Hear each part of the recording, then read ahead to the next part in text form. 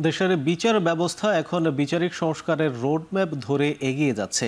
গত 15 মাসের এই সংস্কারের লক্ষ্য বিচার বিভাগের স্বাধীনতা, কার্যকারিতা এবং নৈতিক রূপান্তর নিশ্চিত করা।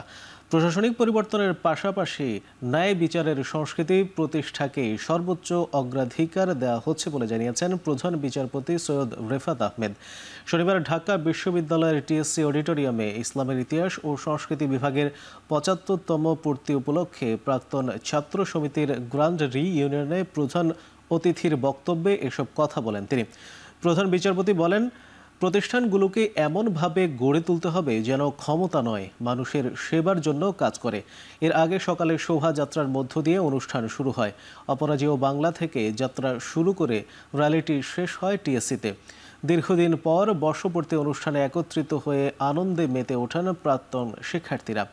পুরো সময় জুড়ে ছিল স্মৃতিচারণ আর পুনর্মিলনের উচ্ছ্বাস। ৬ বছর পরে আমি আজকে একটি ৭৫ বছর পূর্তিতে অংশগ্রহণ করার কারণে আসলে আমার কাছে এটা উৎসবের এবং আবেগের এবং অনুভূতির। আমার খুবই ভালো লাগছে, এত বছর পর আমি এখানে আসতে পারলাম। আমার পুরনো টিচার, আমার সহপাঠী সবাইকে দেখতে পাচ্ছি। It must reform to remain relevant.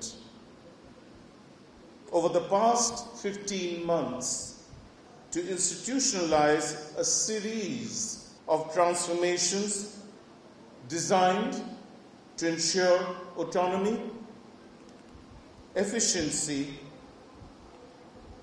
and accessibility in the administration of justice.